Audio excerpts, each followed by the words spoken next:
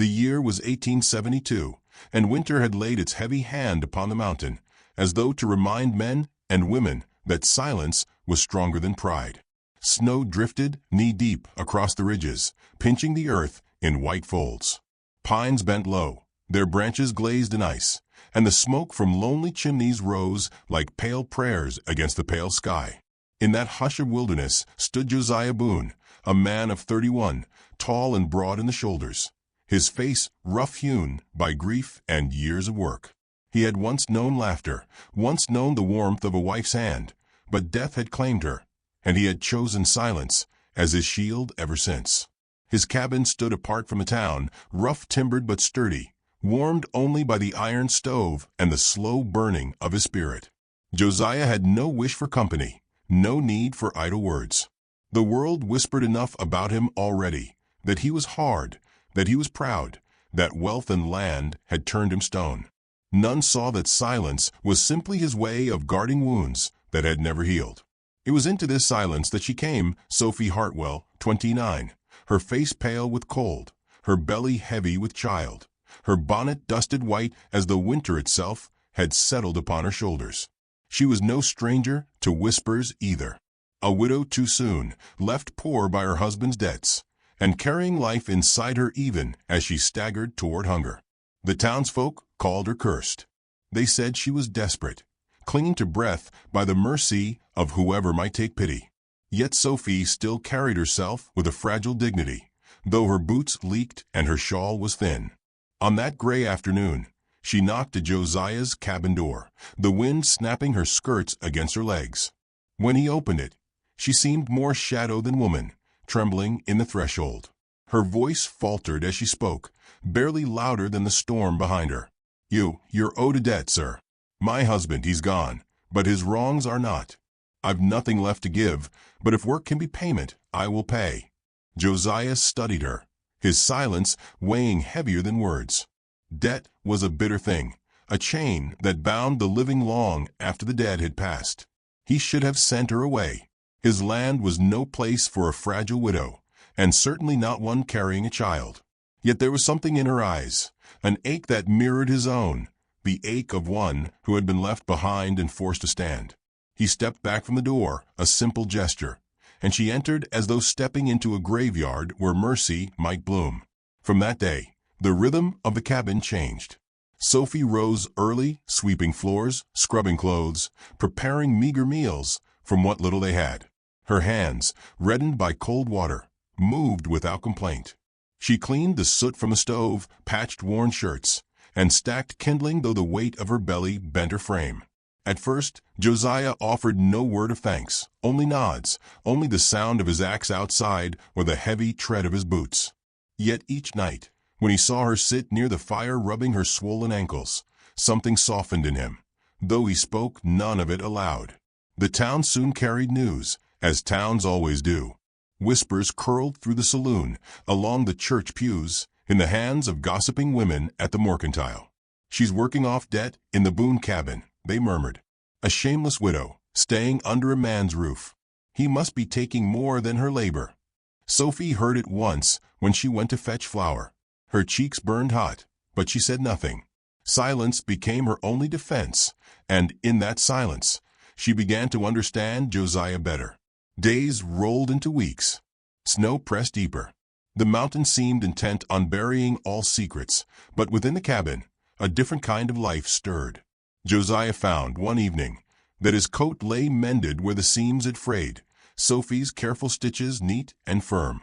Another morning, he left wood unsplit only to return and find her sitting beside the pile, cheeks flushed from trying to swing the axe, a stubborn determination in her eyes though the blade was too heavy for her hands. He took it gently from her, not in anger, but in quiet reproof, and split the logs while she watched, the rhythm of his muscles saying more than words ever could. One night, when the wind clawed so fiercely it seemed to shake the very walls, Sophie rose to tend the fire. Her breath came short, her face paled. She pressed a hand to her belly, and Josiah saw her sway. Before she fell, he was there, his arms strong around her slight frame. She gasped as though ashamed of her weakness, but he held her without judgment, carrying her to the bed with a carefulness that startled even him. For a long moment, the silence between them was not empty, but full of a truth neither dared speak. Yet not all silences protect. One evening, as Sophie returned from town, her eyes brimmed with tears she fought to hide. Josiah saw the tremor in her hands as she folded laundry. At last she whispered, "They say I've trapped you here, that I'll shame your name further when this child comes." Her words cracked, the dam of her composure breaking. She buried her face in her hands. Josiah, still a stone, felt a stirring within him. He had carried his silence like armor, but now it seemed to him a prison that kept him from reaching her. Still, he found no words. Instead, he placed before her a small wooden carving he had worked on in secret, a cradle, its edges smooth, its form humble yet strong. Sophie touched it with trembling fingers. Her tears fell upon the wood, and in that moment she knew his silence was not coldness, but respect. He would not speak of what he gave, but his actions spoke a vow stronger than any promise. The days that followed pressed him closer. He brought her extra blankets when storms howled through the cracks. She prepared his meals with care, placing before him not only food but trust. When he cut wood, she lingered nearby, mending clothes by the fire, listening to the sure swing of his axe, as though it was the only steady sound in a world that had abandoned her. Slowly, carefully, the silence between them became not loneliness but communion. But winter is not merciful. On the night when the snow fell thickest, blotting out the stars, Sophie once more bent to stir the fire. Exhaustion had taken hold of her, heavier than the child she carried. Her knees buckled.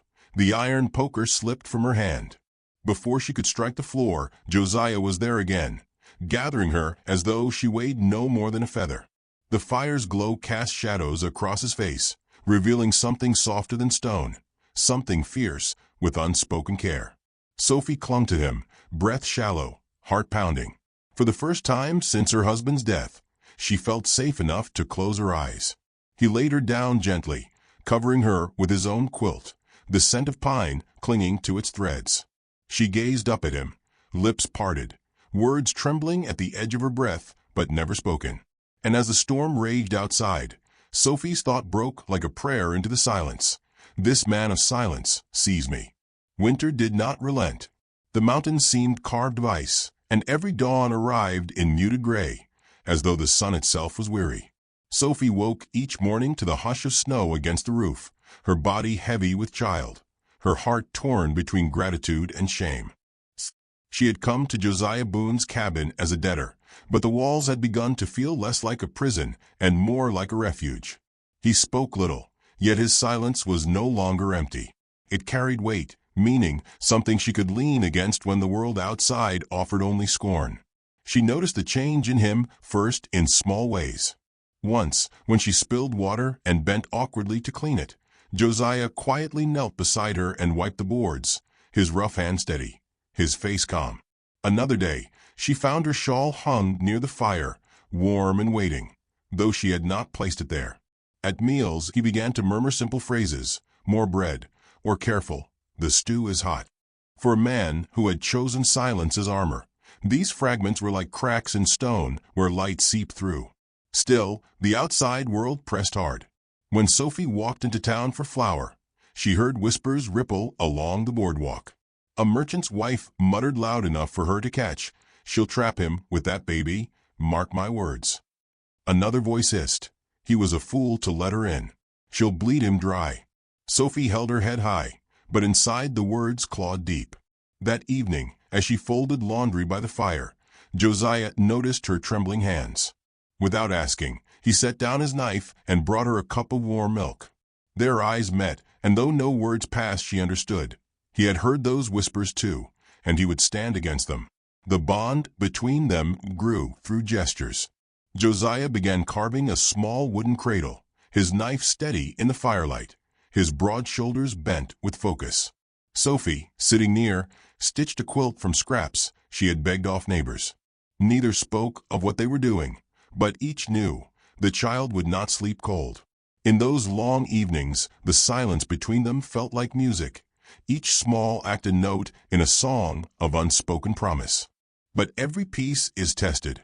One afternoon, a rider appeared through the snow, a gaunt man with eyes sharp as a hawk's, a creditor who claimed Sophie's late husband still owed him money. He dismounted with the arrogance of one used to others bowing low. "A debt remains," he sneered, his gaze lingering on Sophie's swollen belly. "And that child will pay it, one way or another." Sophie's blood ran cold. For a moment, shame threatened to drown her again. She feared Josiah would cast her out rather than face such scandal. Josiah stepped forward, tall and still as the pines. He said nothing at first, his silence heavier than the man's threats. Then, with voice low but steady, he spoke. "The debt is settled. You'll not speak of her or the child again." His hand rested on the axe by the porch rail, not in menace, but in readiness. The rider's smirk faltered, for there was no bargaining with a man who wore silence like steel. He cursed, spat into the snow, and rode off, leaving behind only the echo of hooves. Sophie, shaken, clutched the doorway. Josiah turned toward her, and for once he did not look away. His eyes held hers, and though he spoke no tender words, she felt a vow take root between them. The storms grew fiercer. Snow piled high against the cabin walls, and the wind shrieked like a thing alive. Sophie's body ached with the weight of her child, and her time came sooner than expected.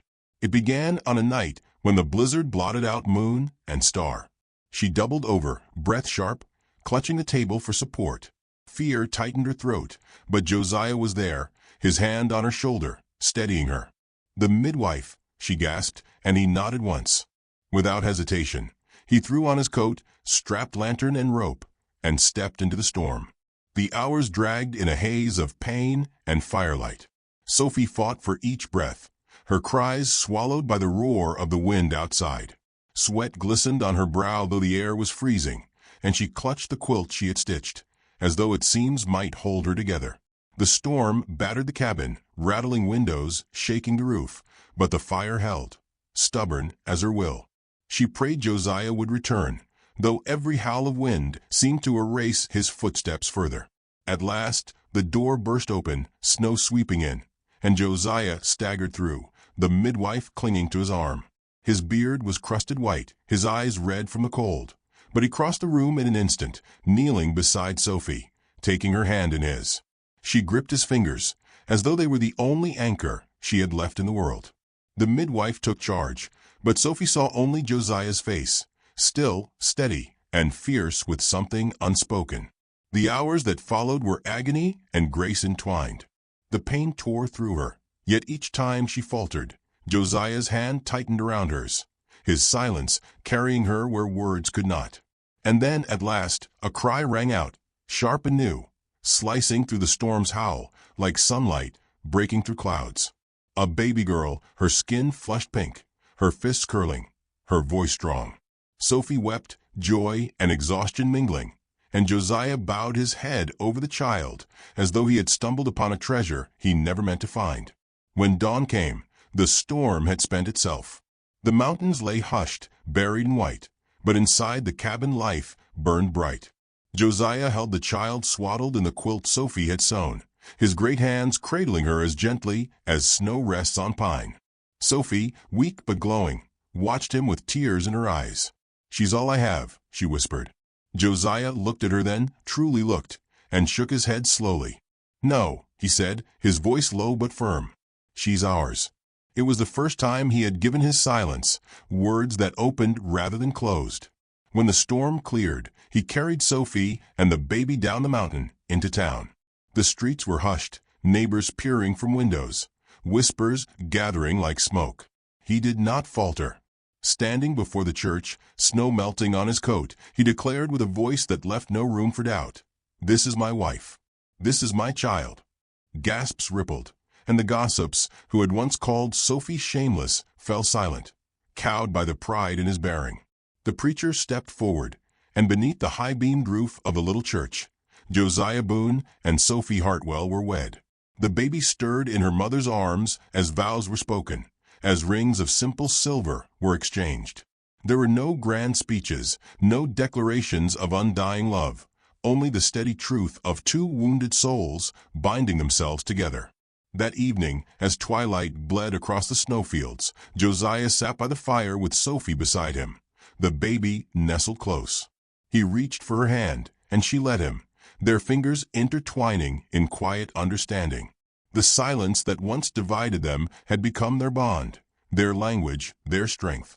And in that tender hush, Sophie thought with awe and gratitude, "He gave me more than I ever dreamed, a name, a home, a love that asks nothing but loyalty." The old soul who tells this tale leans close to you now, whispering through the crackle of the fire. Sometimes the greatest riches are not measured in land or gold, but in the loyalty of a woman and the cry of a child in winter. The mountain man thought he had chosen silence over love, yet love found him, wrapped in swaddling cloth, calling him father.